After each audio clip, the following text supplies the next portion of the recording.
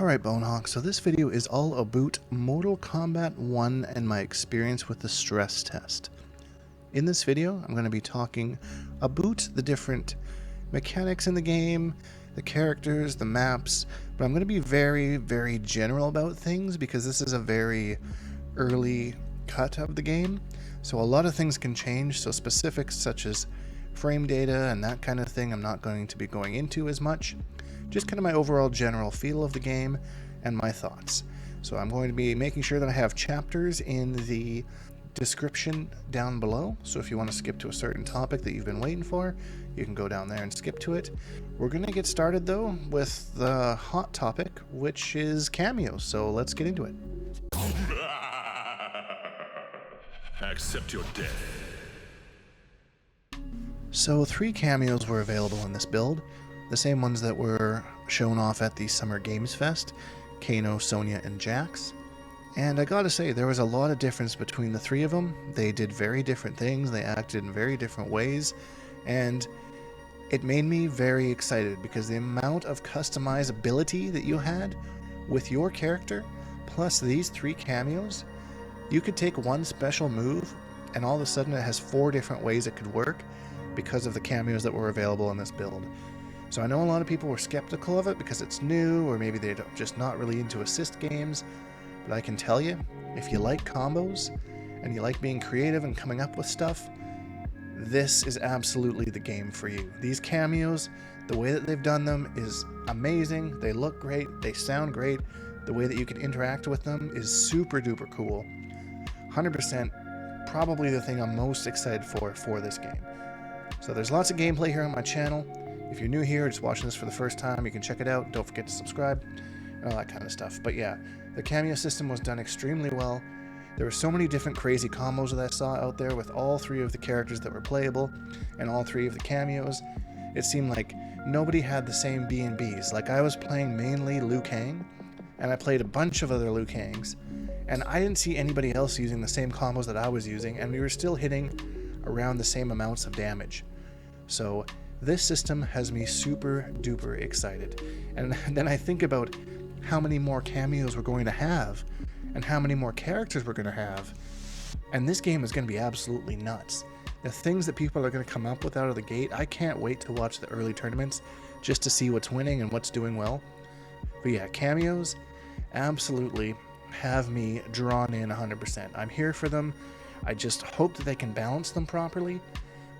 And yeah, that's really my only concern. Other than that, that was probably the most fun I had with the game all weekend. So from there, I'm going to move on to the meter. So I would say out of the 3 previous Mortal Kombat games, that the meter feels the closest to Mortal Kombat 9. Save it up and use it for a breaker when you need it, use it for enhanced moves, and use it for armor. At the start, I was really kind of confused about where I was going to use my meter. And I just kind of sat on it for a while, and I was scared to do a combo breaker because it was expensive for all 3 bars, and you needed to have your cameo available. But then I noticed that the game is extremely generous with meter. When I was playing in the towers, it was really hard to build it because the AI just wasn't blocking, so it was hard for me to kind of build it that way. But in matches, I had matches where numerous combo breakers were used, so it really isn't as expensive as we thought we were with how generous the meter build is. Again, this is an early version of the game. That could change. Don't come back with your pitchforks 3 months down the road and say, hey, you said blah blah blah. No, none of that.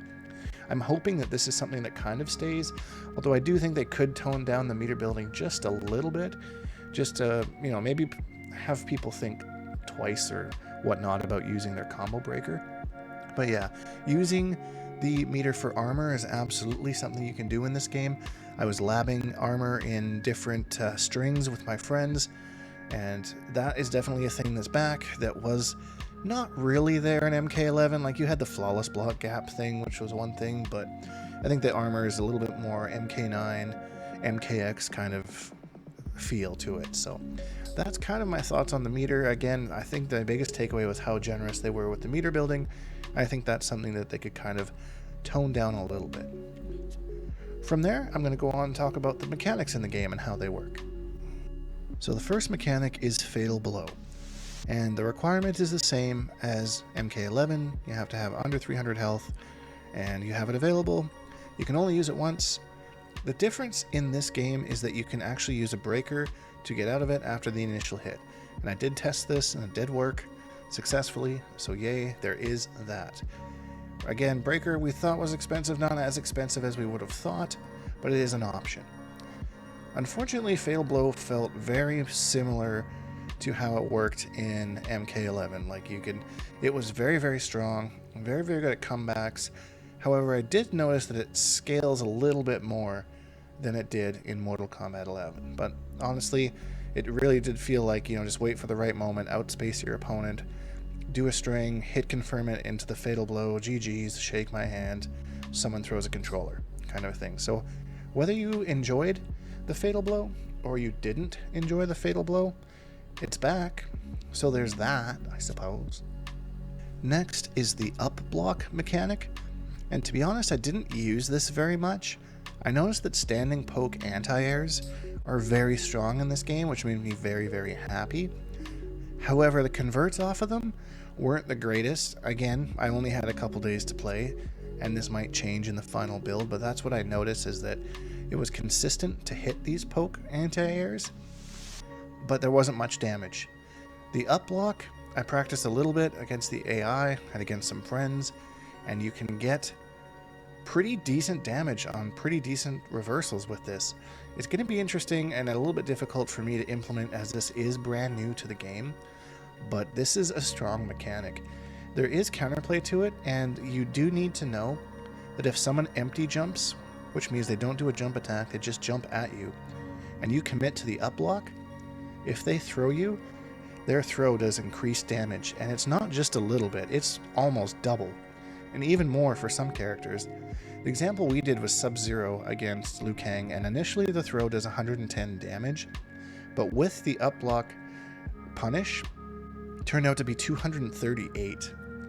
And we saw some examples, I believe Ketchup and Mustard posted, that you could do it with Jax's throw as well, which did some massive damage. So it's not really something that you really will have to get a feel for how your opponent is going to use this.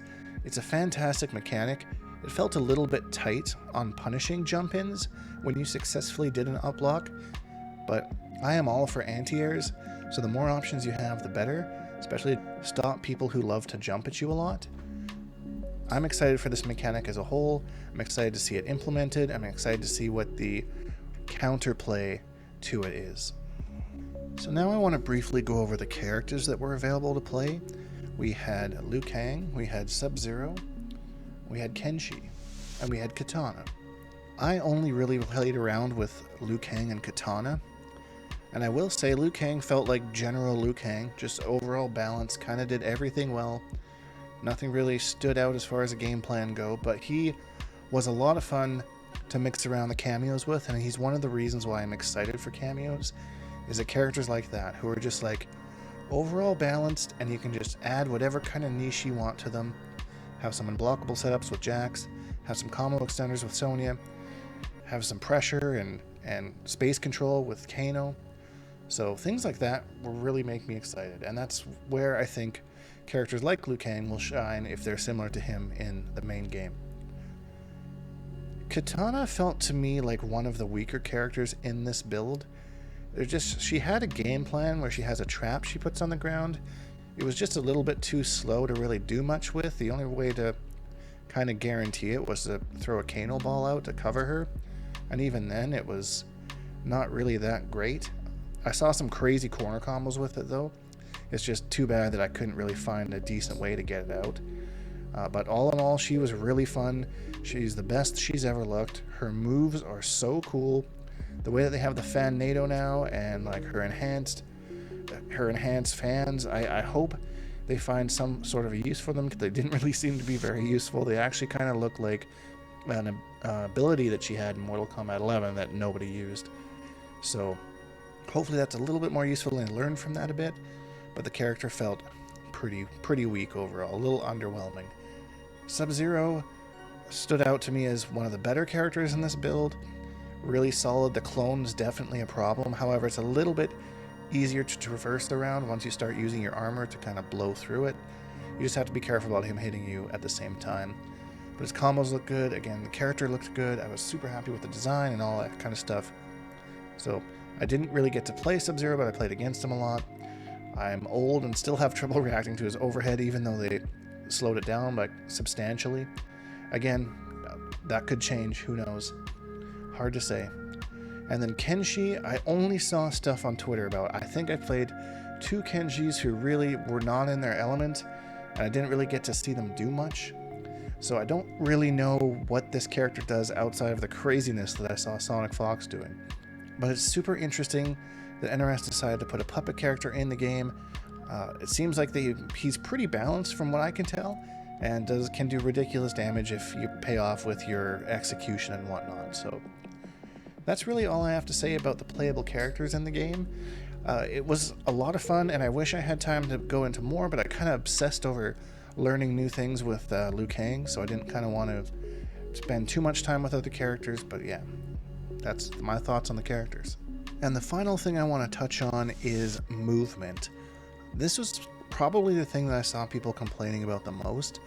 A lot of people felt that movement needed to kind of be sped up a bit, that it was a little slow. And while I will say it was a little slow, once I switched from trying to do dash blocking, which you had to cancel, into a crouch, which I don't think they really intended to be the main way to move around, and just started walking, I was struggling with zoning in the first little bit, but then I just started using my walk speed instead of my dashes. It really felt fine. It really felt like walking is the way that you're supposed to play this game, and I think that that was on purpose. I really think they wanted to make this a big neutral focus, and bring the good things of Mortal Kombat 11 and the good things about Mortal Kombat X and Mortal Kombat 9 and bring them all together and kind of slow the pace down a little bit, but still have those crazy combos that you could do in those other games. And I feel like they have a really perfect mix here. You know, I'm not the best player in the world, but I didn't feel like the movement was really infringing on anything that I was trying to do. My game plans that I were able to come up with were executed okay, and I didn't really have any problems moving around the map, especially again once I just started walking. And again, jump. And overall, I gotta say, there are way more positives than negatives to this game, at least from, again, the little bit that I played it over the weekend. I was luckily able to do so, and I am super excited for this game, and you should be too. I hope you enjoyed this video. If you did, can you please leave a like, because it really helps me out, and subscribe if you haven't, because I make new videos almost every single day. Hashtag Bonehawks and all that stuff, and we'll see all you Bonehawks in the next video.